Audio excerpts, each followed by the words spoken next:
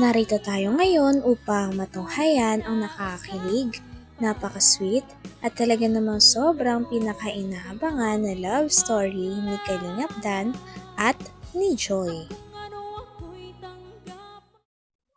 Dito nga ay kasalukuyan na nakakuha si Joy ng feedback sa mga pamilya ni Kalingap Dan. Dito nga ay kinakausap din siya ng mga kapamilya ni Kalingap Dan.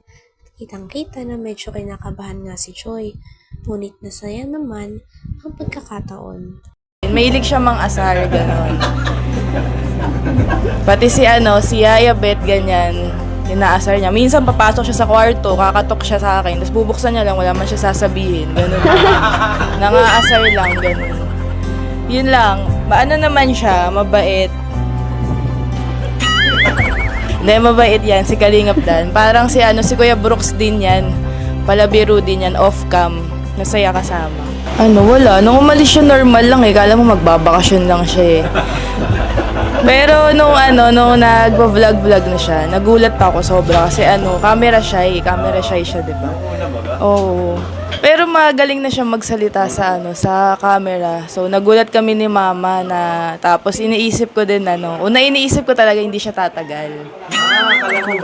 Oo, babalik talaga siya. Yun yung nasa isip ko noon. Sanay siya sa Manila. Iba kasi ang buhay sobra doon, 'di ba? Tapos pala friends pa siya. So feeling ko hindi niya kayang iwan yung buhay doon sa Manila, ganun. Pero nagulat ako, 3 years na nga siya dito eh. Pero yung sinabi mo na hindi siya tatagal doon sa ibang bagay. Hindi siya tatagal dito sa diet. Oo, sa diet. Ano ba yun? Pero tsaka kasi medyo maarte yun eh. So, yung init, ganyan, Pero, hindi talaga. tumagal. Na nagulat kami. Nung nandito na siya sa diet. Enjoy, okay ka lang? Okay lang. Sorry kanina dun sa na corner ka nila Kuya Brooks, pati ni Hana. Okay lang. Baka hindi ka komportable Nahiya lang. Sabihin mo lang pag hindi ka komportable sa ganung sitwasyon kasi ayoko naman na mapilitan ka lang bawat diba na nape-pressure ka sa kanila. Parang sabihin mo lang para kausapin ko sila. Hindi naman, masaya nga silang kausap eh, na nakakatuwa. Okay ka lang? Okay lang. Teka Ikaw, lang. okay ka na? Okay lang. Medyo nahiya lang ako, pero okay naman.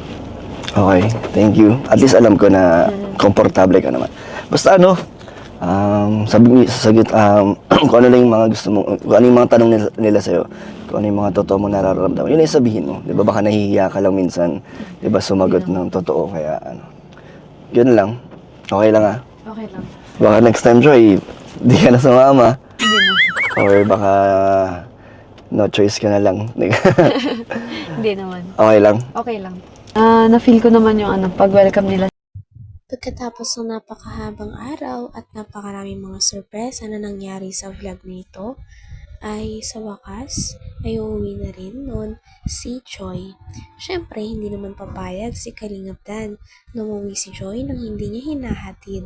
Kaya naman nagpaalam na rin si Joy sa mga kapamilya ni Kalingap Dan at sumakay na rin sila sa kotse ni Kalingap Dan. Dahil syempre, ihahatid siya ni Kalingap Dan kahit anong mangyari dahil gusto nga ni Kalingap Dan na palaging safe si Joy. Medyo nahiya lang ako, pero okay naman. Okay, thank you. At least alam ko na komportable ka naman. Basta sasagot, kung ano lang yung mga gusto mo, kung ano yung mga tanong nila sa'yo, kung ano yung mga totoo mo nararamdaman, yun yung sabihin mo. Di ba baka nahihiya ka lang minsan, di ba sumagot ng totoo, kaya yun lang. Okay lang Okay lang. Baka next time, Joy, di ka na sumama. Hindi na. Or baka no choice ka na lang. Hindi naman. Okay lang. Okay lang. Na-feel ko naman yung pag-welcome nila sa akin at siguro sa sunod, di na ako mahihiya. Parang babawasan mo. Makikipagkwentuhan ka na. Ha? Grabe nga yung nila sa'yo, pag-welcome at saka Grabe yung nga eh. Na-feel ko din. kulang na lang, ikasal na lang. Nakakatawa lang na, ganun sila sa'yo. Kahit na, second time ka pala nila yatang nakabanding. Oh. Joy, may sasabihin ulit ako sa'yo.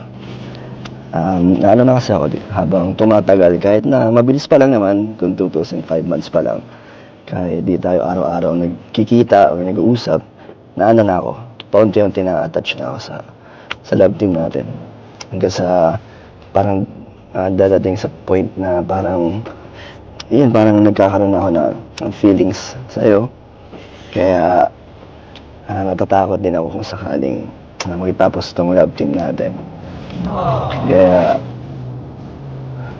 pero ano lang, support kita sa pag-aaral hanggang matapos, di ba? Masaya na ako nun, na naging part ako ng journey mo.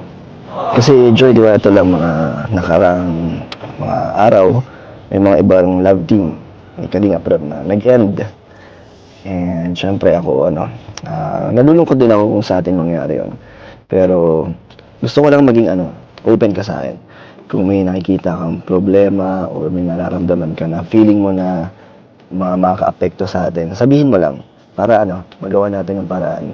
Ayusin natin, 'di ba? Hindi natin iisipin na yung tanging paraan ay yung mag-end or tapusin yung love team. Para sa akin ganun gusto. Pero ikaw kung Yun din po yun. hindi mo rin maiisip na mag-end Oo. or magtapos ang ating love team. Ako din po niya, ayoko rin na mag-end tong love team natin kasi kahit ako, na-attach na din ako kasi syempre 5 months na tayong Tinatanong naman ni Kalingap Dan kung kamusta si Joy at kung kamusta ang araw na yon na puno ng sorpresa. Talagang hindi ito malilimutan ni Joy at ni Kalingap Dan dahil naging masaya nga ang mga sorpresa nila sa isa't isa. Grabe at panibagong memories na naman nila ito na hindi malilimutan. Ikaw kung yun din po yun. hindi mo rin maiisip na mag-end Oo. or magtapos ang ating love team.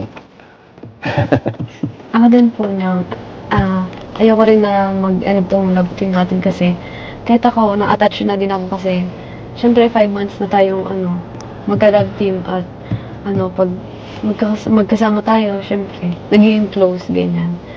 At syempre, sabihin mo din kung may iba kang magustuhan. Syempre, dapat sabihin mo. Job. Ikaw din. Kung sakaling meron ka rin iba, makita, sasabihin mo din. Pero meron akong promise sa'yo, Joy. Dahil 5th month na rin natin, gusto kong sabihin sa'yo na wala na akong plano tumingin sa iba. Hindi na ako na-attract or hindi na nila nakukuha attention ko. Yung mga iba nakikita akong babae. Ikaw na lang laging gusto kong nakikita. Kaya huwag ka mag-alala. Wala kang pagsiselosan. Okay na yun? So parang maging kampante ka na.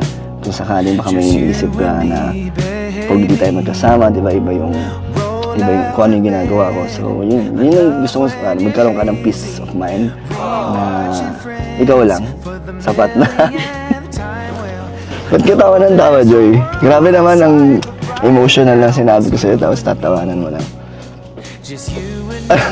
No-comment po ako na bahala na po sa kung ano pong mangyayari sa atin. Bahala na. Hindi naman natin pipilitin yung sarili natin. Oo. Basta no pressure. No pressure. Ano lang, masaya lang tayo lagi. Masaya lang tayo at may napapasaya tayo. Masaya tayo.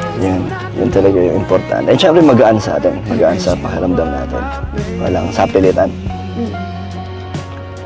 So, Joy? Hatid na kita? Okay ka na? Okay na. Okay ka lang? Okay lang.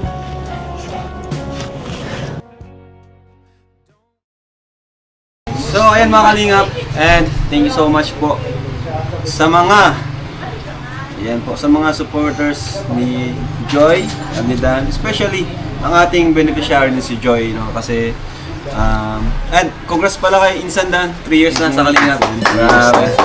Napakabilis ng panahon. And walang nagbago. Kay Dan, humble and